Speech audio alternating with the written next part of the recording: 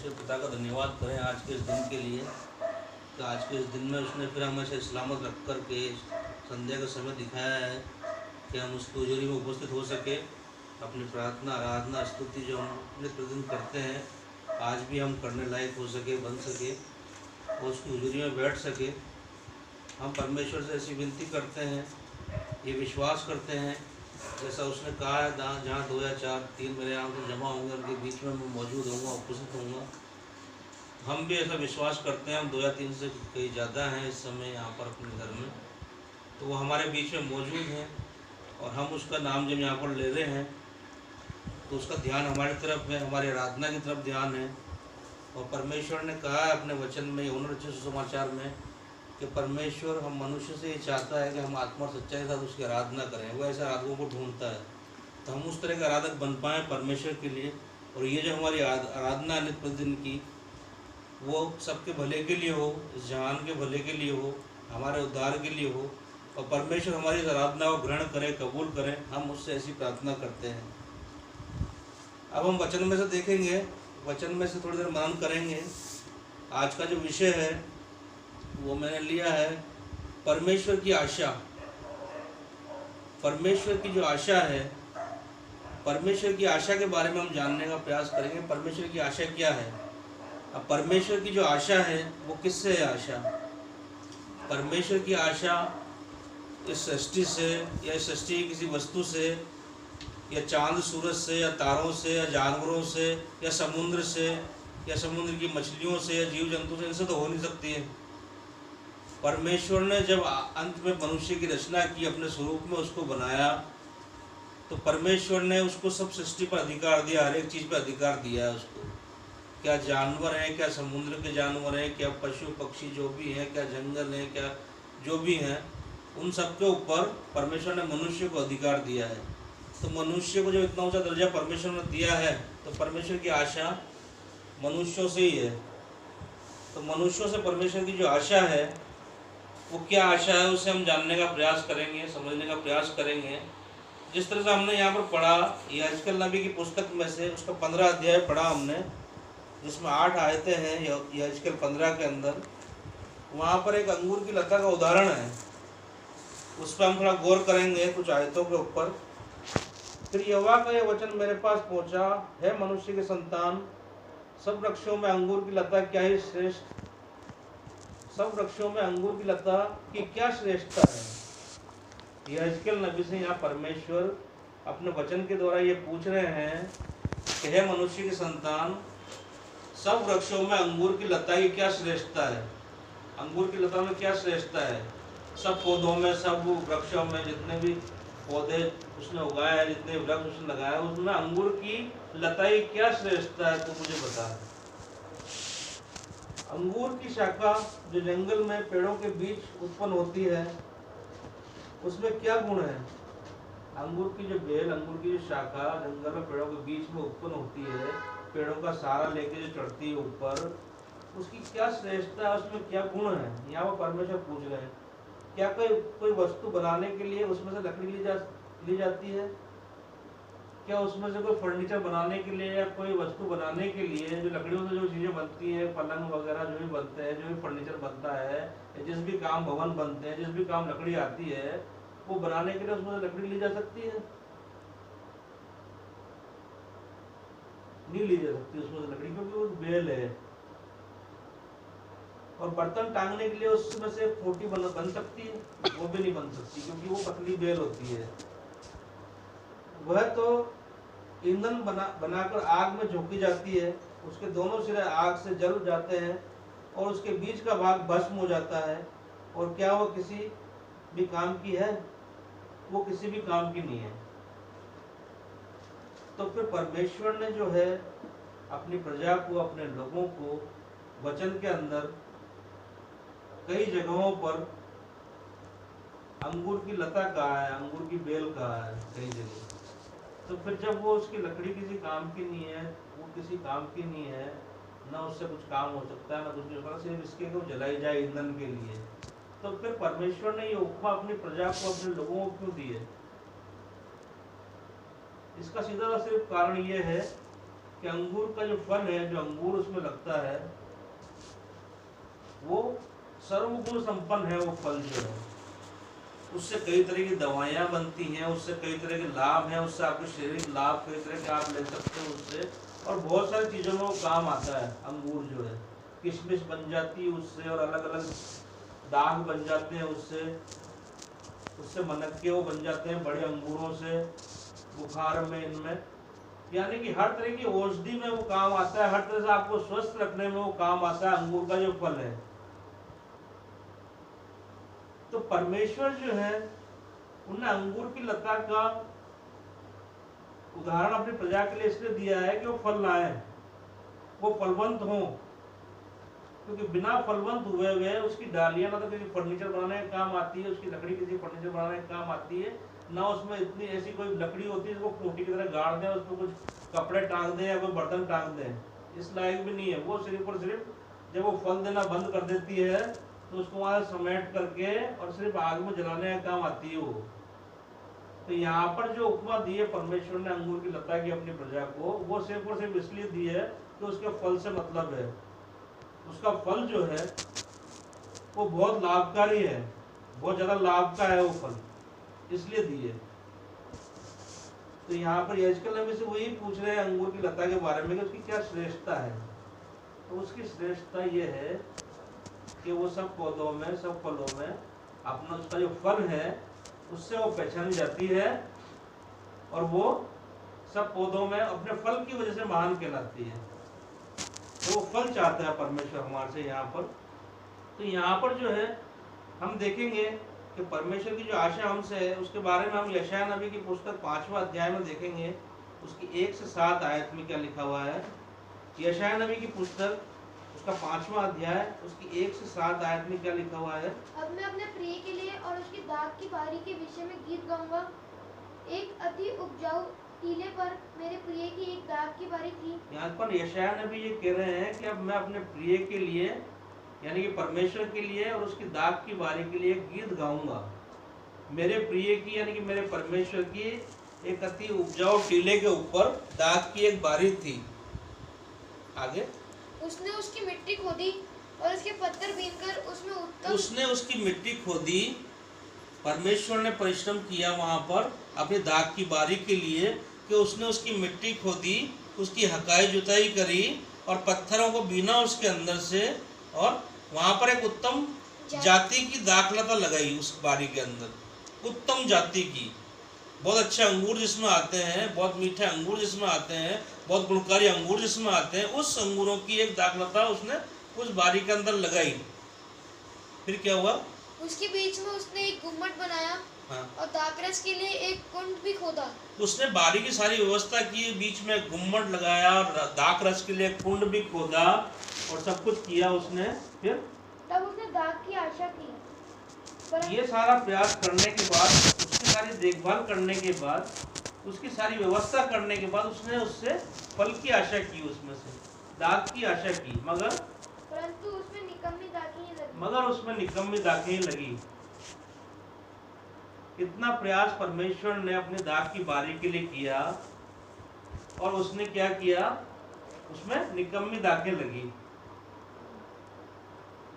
फिर अब ए यरूशलेम के निवासियों और हे यहूदा के मनुष्य, मेरे और मेरी दाग की बारी के लिए बारी के बीच न्याय करो। तब परमेश्वर इन सबको करने के बाद वो यहाँ पर कह रहे हैं कि अब है यरूशलेम के निवासियों, है यहूदा के लोगों, मेरा और मेरी दाग की बारी में तुम ही न्याय करो खुद ही। अब तुम मेरी दाग और मेरे दाग की बारी में तुम ही न्याय करो।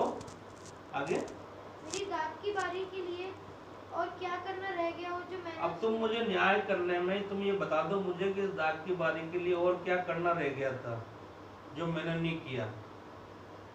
इस दाग की बारी के लिए और क्या करना रह गया था, इस जहान के लिए, सृष्टि के लिए और क्या करना बाकी रह गया था जो मैंने नहीं किया हो। अब तुम मुझे बता दो, है मनुष्यों, तुम अब मुझे ये बता दो कि दुनिया रूपी दाग की बारी जो मैंने लगाई थी, सब कुछ भला भला काम इसके लिए करके मैंने उत्तम किस्म की दाखलता इसमें लगाई थी, और क्या कारण है कि जब मैंने फल की आशा की तो निकम्मी दाखें लगी, इसमें खट्टे और कड़वे अंगूर लगे इसके अंदर, क्या कारण है।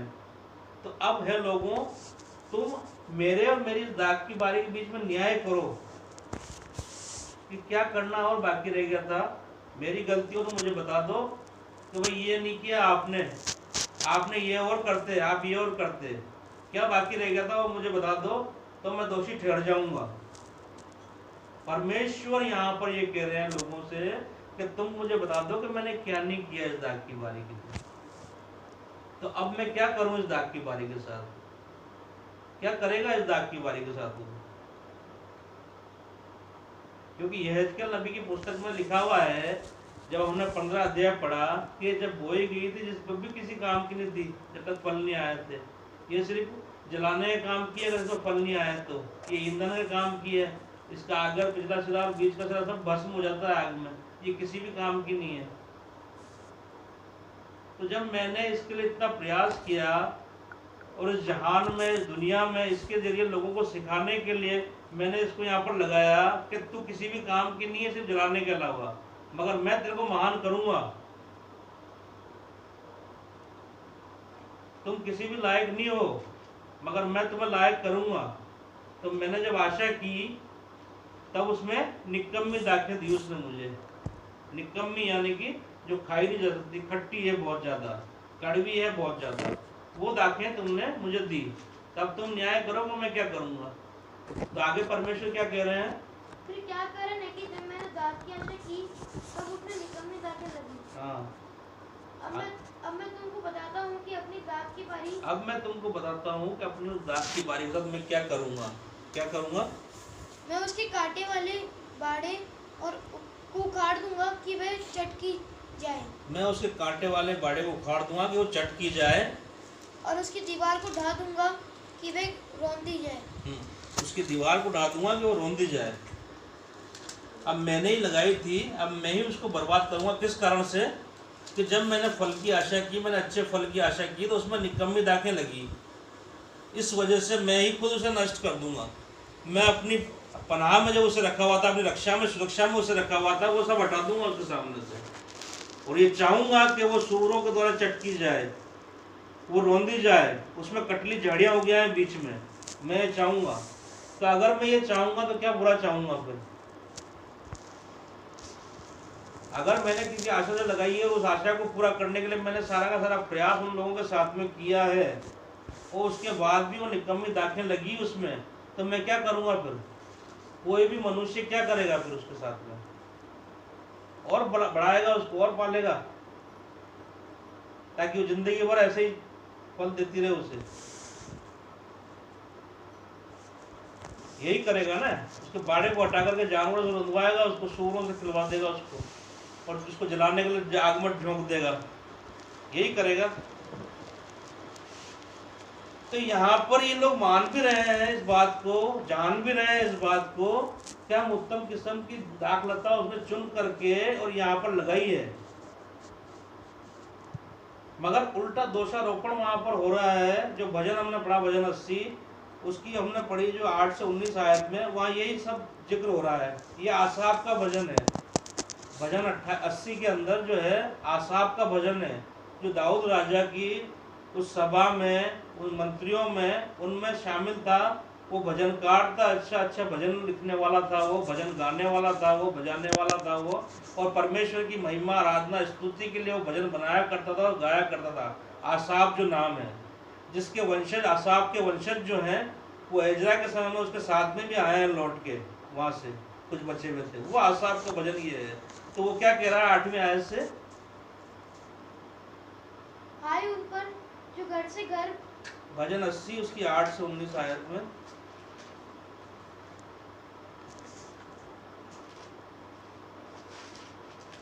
भजन 80, यानी कि वो मान रहे हैं यहाँ पर कि हाँ हम दाखलता है और परमेश्वर ने हमें यहाँ पर लगाया है, और परमेश्वर ने हमें यहाँ पर अच्छी रीति से, भली रीति से यहाँ पर उपजाया है। हाँ, क्या लिखा हुआ है, तू मिस्र से एक दाखलता ले आया और अन्य जातियों को कि आगे होके परमेश्वर से यहाँ पर कह रहे हैं भजन के रूप में कि तू मिस्र से एक दाखलता ले आया और अन्य जातियों को निकाल कर उसे, और अन्य जातियों को इस कनान देश में से निकाल करके, खदेड़ करके, उनके गुनाहों की वजह से उन्हें यहाँ से खदेड़ दिया तूने, और उस मिस्र से लाई हुई दाखलता को, उत्तम किस्म की दाखलता को यहाँ पर लगाया। हाँ, फिर तूने उसके लिए स्थान तैयार किया है और उसने जड़ पकड़ी और फैलकर देश को तूने उसके लिए सारा स्थान अच्छे से तैयार किया, तो उसने भी जड़ पकड़ी। ऐसा नहीं है कि वो शुरू से निकम्मी रही, उसने जड़ पकड़ी, सब कुछ किया और फैल गई पूरे उसमें। जितना स्थान तूने उसके लिए चाहा कि यहाँ तक ये फैले, वो फैल गई पूरे में। जैसे लिखा हुआ उसमें, क्या लिखा है? उसकी छाया पहाड़ों पर फैल गई, उसकी पहाड़ों तक फैल गई उसकी छाया, और उसकी डालियां ईश्वरों के तीर उसकी डालियां ईश्वरीय देवदारों के समान हो गई। लंबे चौड़े पेड़ जो देवदार होते हैं उतनी बढ़ गई वो, और उसकी शाखाएं समुद्र तक बढ़ गई, और उसकी शाखाएं समुद्र तक बढ़ गई। मतलब दान से लेके बेशरबा तक। जबूलून और नप्ताली के जो देश हैं वो महानद के पास में ही है, वो एरिया जो उनको मिला था। उसके आगे दान का और था, दान से लेके बेशरबा तक नीचे आ जाओ आप, वो पूरा एरिया था वो। तो उसकी डालियां महानद तक बढ़ गई। हाँ, और उसके अंकुर महानद तक फैल गए। हाँ, फिर तूने उसके बाड़ों को क्यों गिरा दिया कि सब। अब यहाँ पर दोष लगा रहे हैं कि उसने तो अपना फैलने का सारा काम कर लिया। जो तूने आशा की उससे, जो तूने उम्मीद की, उसने पूरी करके दिखा दी आपको। आसाफ ये भजन यहाँ लिख रहे हैं, इसे बता रहे हैं कि तू मिस्र से ले आया एक दाखलता, और तूने उसके लिए जगह तैयार की, और अन्य जातियों को उनके गुनाहों पापों के कारण उन्हें खदेड़ दिया, सारा कचरा साफ कर दिया तूने, और यहाँ पर ला करके उसको लगा दी तूने। तो उसने भी बड़ा अच्छा, तेरी जो आशा थी, तेरी जो उम्मीद थी, उसको पूरा किया उसने। वो ऐसी फैली, इतनी घनघोर हो गई कि पहाड़ों तक उसकी छाया पहुंच गई, महानद तक उसके अंकुर पहुंच गए, इतनी बढ़ गई वो। फिर तूने उसके बाड़े को क्यों हटा दिया?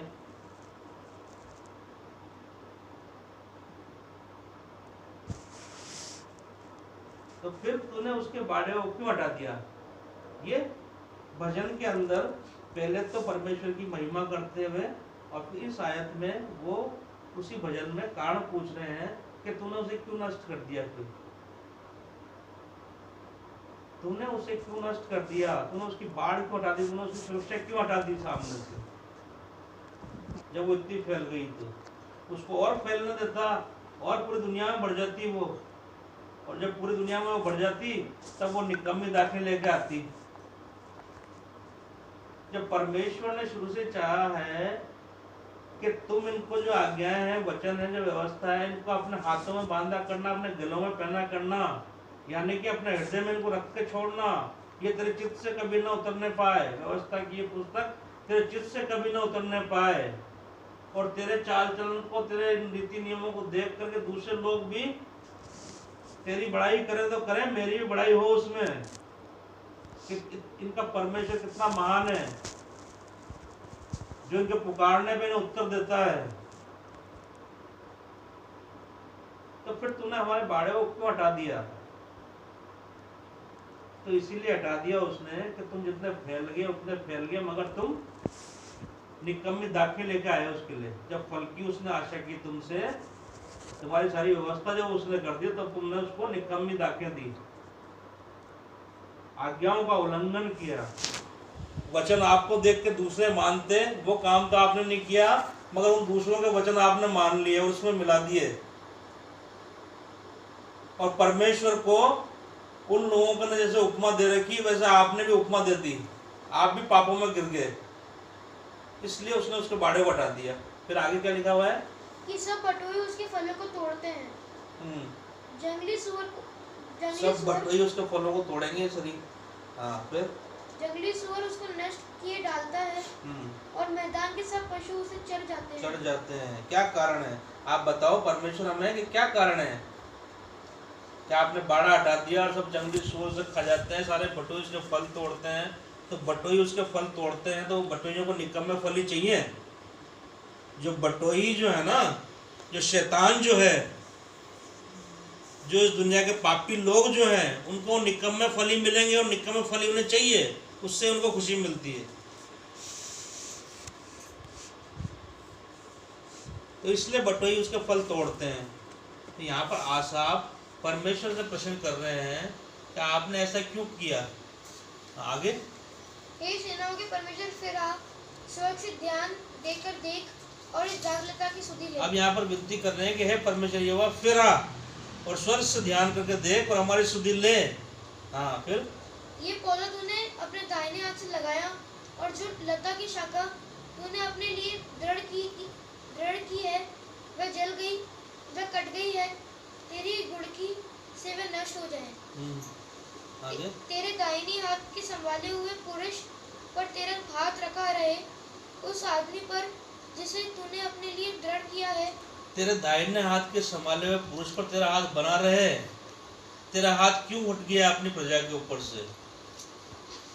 तेरा दाहिना हाथ तेरे संभाले हुए पुरुष के ऊपर हमेशा बना रहे, तूने क्यों हटा लिया उसको, हाथ को? और आगे। तब हम लोग तुझसे ना मुड़ेंगे, तू हमको जिला और हम तुझसे प्रार्थना कर सकेंगे। यहाँ पर एक शर्त रख दी है कि तू स्वर्ग से फिर ध्यान कर हमारी तरफ। हम तो निकम्मी दाखिल लेके आए तेरे लिए, फल नहीं ला पाए तेरे लिए, मगर तू फिर भी हमारे, तूने क्यों हटा दिया है बाड़ा हमारा? हम तो फल फूल रहे थे यहाँ पर, हमें तो अच्छा लगा था, हम तो वहाँ तक बढ़ गए थे, हम तो यहाँ तक बढ़ गए थे। तो स्वर्ग से तू ध्यान तो कर, तूने दाहिने हाथ से जिस पुरुष को संभाला है उस पर तेरा हाथ क्यों हट गया? तो हमारी तरफ स्वर्ग से ध्यान कर, स्वर्ग से हमारी तरफ देख। अब तब हम तू एक बार और हमारी तरफ देख, तब हम क्या करेंगे? तुझसे ना मुड़ेंगे। तब हम तुझसे नहीं मुड़ेंगे। एक बार और ध्यान कर, एक बार और समझा दे हमें, एक बार और ये सारी चीज़ें कर दे हमारे लिए, एक बार और हमारे को लगा दे अच्छी जगह पे, एक बार और थोड़ा मिट्टी को खोद हमारे लिए, खाद डाल उसमें, एक बार और अपने वचन हमें सुना दे, फिर हम नहीं मुड़ेंगे उससे। और तू हमको जिला और हम तुझसे प्रार्थना कर सकेंगे। हाँ, तू हमको जिला और हम तुझसे प्रार्थना कर सकेंगे। तो यहाँ पर जो है यशायाह नबी के 5 अध्याय में अपन वापस चलेंगे, उसकी 2 और 4 आयत पढ़ेंगे अपन। यशायाह नबी 5 उसकी 2 और 4 आयत में क्या लिखा हुआ है? उसने उसकी मिट्टी खोदी और उसके पत्थर बीनकर उसमें उत्तम जाति की दाखलता लगाई। उसके बीच में उसने एक गुम्बद बनाया और दाखरस के लिए एक कुंड भी खोदा। तो ये सारे काम जो उसने किए थे वो कम थे? जो यहाँ पर आप वापस विनती कर रहे हो उससे कि अपना हाथ हम पे से मत हटा, अपने दाहिने हाथ से संभाले हुए पुरुष पर से अपना हाथ मत हटा, तो एक बार फिर हमारे साथ बीच में आ, हमारे पास आ, सब कुछ बातें हमें समझा, फिर हम तेरे से नहीं मुड़ेंगे। तो वो तो हमेशा आपके साथ में है, वो तो हमेशा हमारे साथ में बना हुआ है। फिर ऐसी विनती हम कैसे कर सकते हैं? उसने कब हमारे को छोड़ा है? उसने कब हमारे को छोड़ा है जो हम ऐसी विनती वहाँ पर कर रहे हैं? आप विलाप गीत में पढ़ लीजिए 3 अध्याय 22 और 23 आयत में क्या लिखा हुआ है। विलाप गीत 3 अध्याय 22 और 23 आयत क्या कहती है?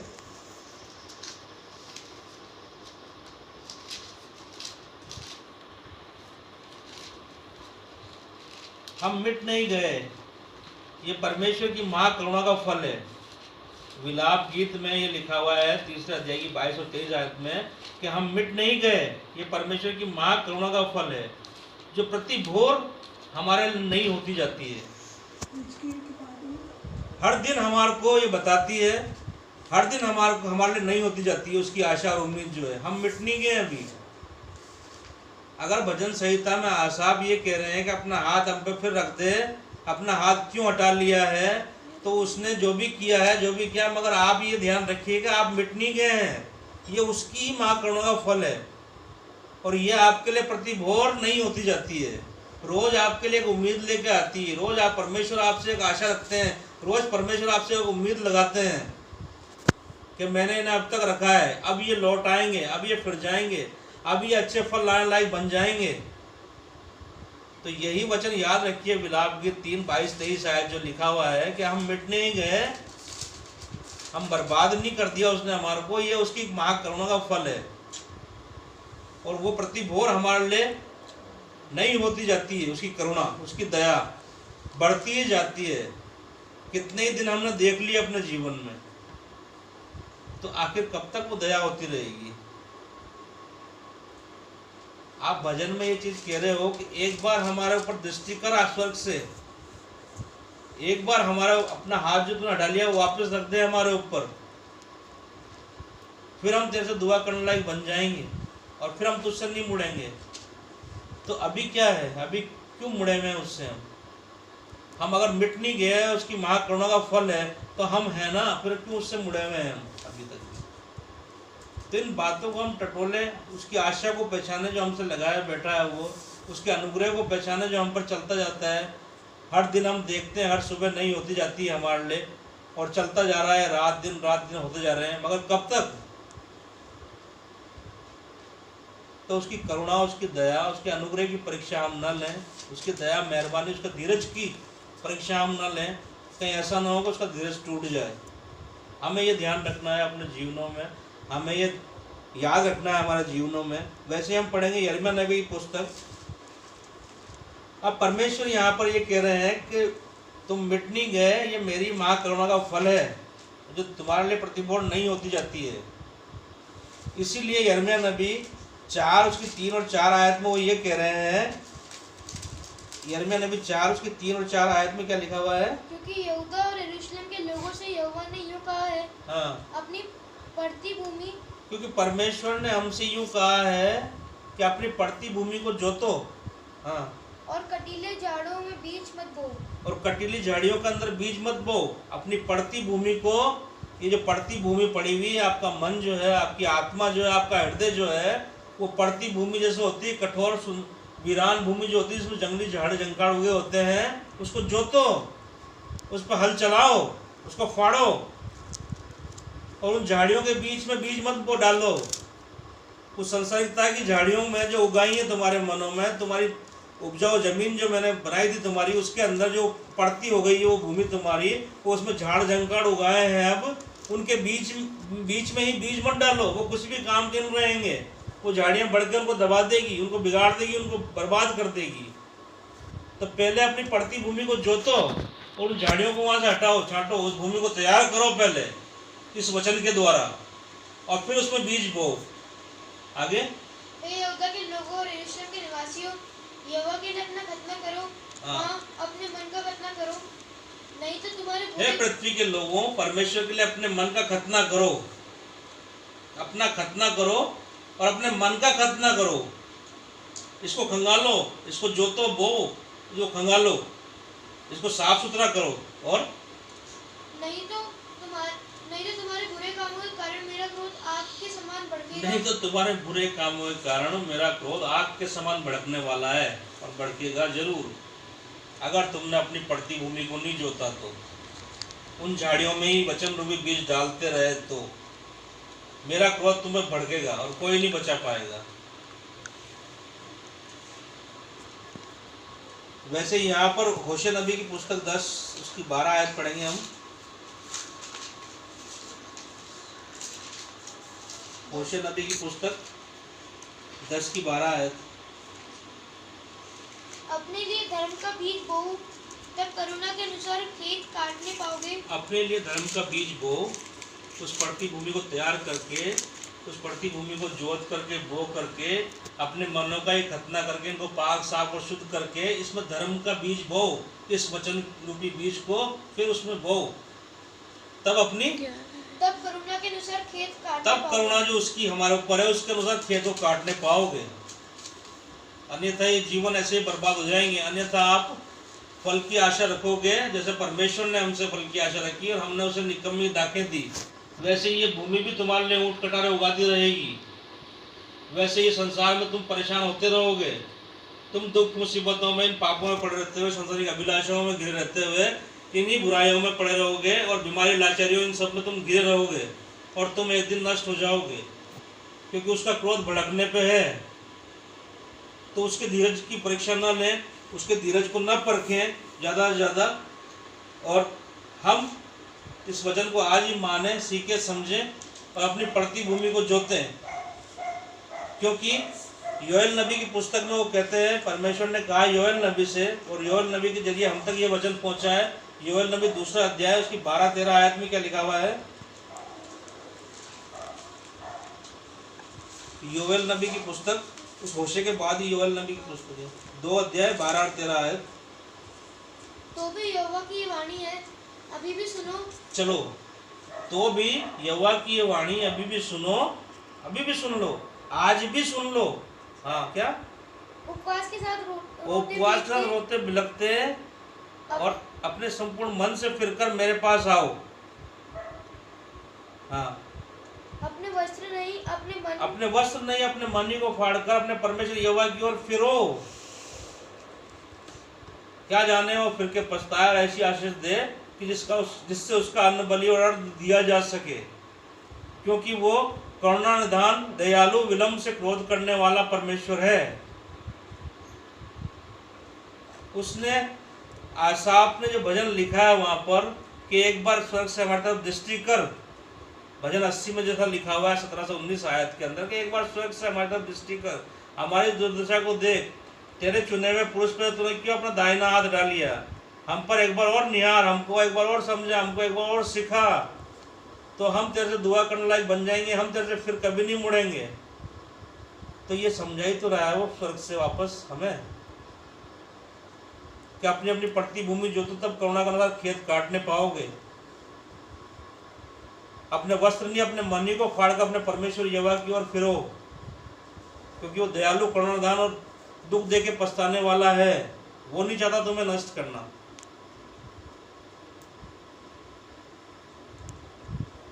तो हम इन वचनों का ध्यान रखें, क्योंकि हर एक बात का जवाब परमेश्वर ने हमसे जो आशा लगाई है वो आशा अभी भी उसकी है। उसने हमें त्याग नहीं दिया, उसने हमें कभी नहीं छोड़ा। उसने इस सृष्टि की रचना के समय से अभी तक हमें नहीं त्यागा है, हमें नहीं छोड़ा है, हमें नहीं भूला है। उसने हमारा चित्र अपने हथेलियों में बना के रखा हुआ है और वो राह देख रहा है धीरज रख करके अभी इस समय तक कि हम उसकी तरफ लौट आएं, हम उसकी तरफ फिर जाएं। तो इन वचनों को पढ़ करके सीखो, समझो और जानो इन से चीज़ों से कि परमेश्वर ने हमें कभी नहीं त्यागा। उसने हमेशा हमें राह दिखाई है उस बुराई से फिरने की। उसने हमेशा हमारे साथ रहा है वो बुराई से फिरने के लिए। मगर हाँ, इन सारी बातों के बाद भी अगर आप नहीं फिरते हैं, इन सारी की बातों के बाद में भी बुराई आप में बनी रहती है, इन सारे वचनों से समझाइश के बाद भी आप नहीं समझ पाते हैं, तो फिर परमेश्वर की ओर से 4 दंड हैं। फिर परमेश्वर की ओर से जब उसका धीरज टूट जाएगा, जब उसका धीरज जो है, उसकी करुणा जो हम पे से हट जाएगी, उसके बाद 4 दंड हैं उसकी ओर से जो हमें मिलते हैं यिर्मयाह नबी की पुस्तक में, नहीं, यहेजकेल नबी की पुस्तक 14 अध्याय उसकी 21 आयत में लिखा हुआ है। क्योंकि प्रभु यहोवा यूं कहता है, हाँ, मैं यरूशलेम पर अपने चारों दंड पहुंचाऊंगा। मैं अपने चारों दंड पहुंचाऊंगा उसके बाद। हाँ, फिर अर्थात तलवार, अकाल, अर्थात तलवार, अकाल, दुष्ट जंतु और मरी। ये 4 दंड है परमेश्वर के। अगर परमेश्वर दंड देगा आपको, और दंड दिया है अभी तक, तो इन चारों के अलावा और कोई सा भी दंड नहीं दिया। बेबीलोन की गुलामी से पहले तलवार से नाश करवा दिया वहां पर। अकाल हम जानते हैं, समय समय में पढ़ता है, अभी तक भी पढ़ते हैं। बाइबल में कई अकालों का जिक्र है। अकाल पड़ा था जब भी वो मिस्र को गए थे, वहां गुलाम हो गए थे फिर जाकर के। तो हर जगह से उसने छुटकारा दिया है। अपने चारों दंड जो उसके हैं उससे भी उसने छुटकारा दिया है। दुष्ट जंतुओं को वो भेजता है हमारे बीच में हमें दंड देने के लिए। मरी, महामारी, ये जो अभी देख रहे हो आप, ये हमारे कामों के कारण है, हमारे गुनाहों के कारण है, हमारे पापों अपराधों के कारण है ये मरी, और कोई वजह नहीं है इसकी, और न ही कोई और वजह हो सकती है। ये परमेश्वर का दंड है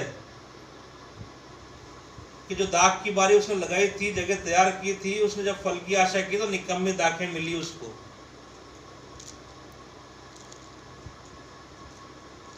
तो ये 4 दंड है परमेश्वर के, तलवार, अकाल, दुष्ट जंतु और मरी। इनके जरिए वो दंड देता है अपने लोगों को, उसकी बनाई हुई लोगों को। तो ये है चेतने का समय, यह है जागृत हो जाने का समय, वचन के प्रति बढ़ने का समय, वचन में से सीखने समझने का, हर एक बुरा और अच्छा क्यों होता है, क्यों हुआ है, ये वचन में जानने का प्रयास करना है और उसी के अनुसार अपने जीवन को यापन करने का प्रयास करना है। क्योंकि परमेश्वर की आशा हमारे से अभी भी है, क्योंकि हम नष्ट नहीं हो गए, ये उसकी महाकरुणा का फल है। तो परमेश्वर की आशा और उम्मीद हमसे अभी तक भी है। तो उसकी आशा और उम्मीदों पर हम खरे अगर नहीं उतरते हैं अंत तक भी, तो ये दंड और ये मरियों से तो बच जाओगे आप। ये तो थोड़ा थोड़ा सा आपको झटका दे के चली जाती, निकलती जाएंगी, मगर उसका जब कोप भड़केगा, उसका जब धीरज टूटेगा, तब फिर उससे बचाने वाला कोई भी नहीं मिलेगा। उससे बचाने वाला कोई भी डॉक्टर, कोई भी वैज्ञानिक, कोई भी वैक्सीन, कोई कुछ भी नहीं मिलेगा। फिर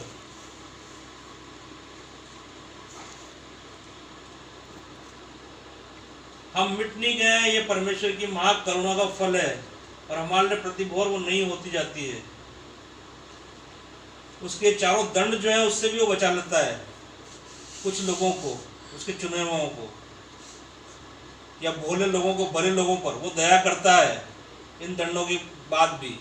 मगर अगर उसके लिए फल नहीं ला पाए, वही निकम्मी दाखें आप में आती रही, तो जब उसका धीरज टूटेगा तो फिर कोई नहीं बचा पाएगा, फिर वो नहीं बचाएगा आपको। इसके बारे में हम पढ़ें लूका रचित सुसमाचार 13 अध्याय 6 से 9 आयत में क्या लिखा हुआ है। लूका रचित सुसमाचार 13 अध्याय 6 से 9 आयत में, फिर उसने ये दृष्टांत भी कहा, किसी के अंगूर की बारी में एक अंजीर का पेड़ लगा हुआ था। फिर उसने एक दृष्टांत कहा, एक आखिरी बार एक दृष्टांत और सुन लीजिए जो उसने कहा, यानी कि प्रभु यीशु मसीह ने कहा। किसी के अंगूर की बाड़ी में एक अंजीर का वृक्ष लगा हुआ था। फिर क्या हुआ? वह उसमें फल ढूंढने आया परंतु ना पाया। वो उसमें फल ढूंढने आया, जिसकी बाड़ी में वो लगा हुआ था, उसमें उसका मालिक फल ढूंढने आया, मगर उसको नहीं मिला। फिर क्या हुआ? तब उसने बाड़ी के रखवाले से कहा, देख 3 वर्ष से मैं इस अंजीर के तब उसने बाड़ी के रखवाले से कहा कि देख 3 वर्ष से मैं इसमें फल की आशा से आ रहा हूँ, फल की आशा से आ रहा हूँ कि इसमें मुझे फल मिलेंगे, इसके फल मैं खाऊंगा, इसके फल ही मेरे लिए फल लाएगा। ये 3 वर्ष से मैं आ रहा हूँ यहाँ पर, मगर इसमें 3 वर्ष में मैंने कभी फल नहीं पाया। फिर इसे काट डाल कि ये भूमि को भी क्यों रोके रहे। तो अपन इसको काट डालेंगे, भूमि को भी क्यों रोके हुए। कि उस बारी के रखवाले से, यानी कि प्रभु यीशु मसीह से परमेश्वर कह रहे हैं उस अंजीर के बारे में कि ये इसको काट डालें यहाँ से, अपन ये भूमि को भी क्यों रोक रखा है इसने। फिर उसने उसको तो हमारा प्रभु यीशु मसीह इस दुनिया में हमें बचाने के लिए आया है। मैं इसलिए आया हूँ कि तुम जीवन पाओ, बहुतायत का जीवन पाओ, मगर जीवन वैसा नहीं कि तुम खूब हरे हरे फलवंत नहीं, खूब हरे हरे हष्ट-पुष्ट होकर के चारों तरफ फैल जाओ, और जब फल की आशा हो, फल की उम्मीद हो जब मुझे, तब तुम्हें निकम्मी दाखें आ जाए। वो अंजीर का पेड़ इतनी जगह रोक करके लंबा चौड़ा हो रहा है, तुम ईश्वर के देवदारों के समान लंबे चौड़े हो गए, मगर किसी काम के नहीं रहे तुम मेरे लिए। वो हरे हरे घने घने बड़े बड़े पेड़ों से उसको मतलब नहीं है जब तक उनमें फल नहीं आए। तो यहाँ परमेश्वर प्रभु यीशु मसीह से कह रहे हैं, इस दाग की बाड़ी का रखवाला जो उसको नियुक्त कर रखा है, अभी स्वर्ग और पृथ्वी का अधिकार जो उसे दे रखा है, उससे यूं कह रहे हैं कि ये 3 वर्ष से कुछ भी फल नहीं ला रहा है, क्यों नहीं इसको यहाँ पे काट डालें, ये जगह को भी क्यों रोके यहाँ पर। तब फिर प्रभु यीशु मसीह एक बार फिर वहां पर विनती कर रहे हैं हमारे लिए। हाँ, क्या कह रहे हैं? उसने उसको उत्तर दिया, हे स्वामी, इसे इस वर्ष और रहने दे।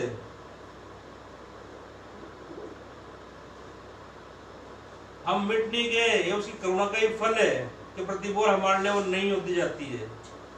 हे स्वामी, इसे 1 वर्ष और रहने दे, मैं इसके लिए फिर से प्रयास करूंगा, मैं इसमें खाद डालूंगा और आसपास क्यारी बनाऊंगा, खोदूंगा, इसमें और पानी पिलाऊंगा इसको। अगर फिर उसके बाद न फले तो फिर तू इसे काट डालना। तो ये धीरज जो है उसकी परीक्षा ना लें, क्योंकि प्रभु यीशु मसीह लगातार हमारे लिए उससे विनती कर रहे हैं, लगातार उस प्रयास में वो हैं कि ज़्यादा से ज़्यादा लोग बचाए जा सके, ज़्यादा से ज़्यादा लोग परमेश्वर जो सारे के सारे परमेश्वर के बनाए हुए हैं वो सारे के सारे परमेश्वर के पास लौट आए। वो लगातार प्रयास में लगातार विनती कर रहे हैं तो उसके धीरज की परीक्षा मत लीजिए। अब उसकी धीरज की परीक्षा मत लो, क्योंकि ये लक्षण और चिन्ह जो है, जो प्रभु यीशु मसीह बताया गया है, वो शुरू हो चुके हैं और काफी समय हो गया उनको शुरू हुए। वो धीमे धीमे धीमे धीमे एक न एक आते जा रहे हैं। तो वो स्थिति नहीं आ जाए कि वो 4 दंड जो है वो तो धीमे धीमे उसने भेजने शुरू कर दिए हैं, और वो स्थिति नहीं आ जाए कि सारे साल हमारे लिए खत्म हो जाए, प्रभु यीशु मसीह जो हमारे लिए विनती कर रहे हैं उसकी सीमा भी समाप्त हो जाएगा, बहुत कर ली विनती, और कहीं हमें वो काट डाले, नष्ट कर डाले। तो हमें आज ही चेतना, आज जागरूक होना है वचन के प्रति। जो वचन हमें हर तरह की बात सिखाता और समझाता है, उसको जान करके, उसको पहचान करके, उस पर विश्वास करें, उसके अनुसार अपने जीवनों को यापन करने का प्रयास करें इस दुनिया में, ताकि हम परमेश्वर की आशा को पूरा कर सकें। जो उसने हमारे को यहाँ बनाया, जिसका जो पर्पस है परमेश्वर का हमारे को यहाँ रचने का, जो आशा उम्मीद उसने हमसे लगाई है, उसको हम पूरी कर सकें।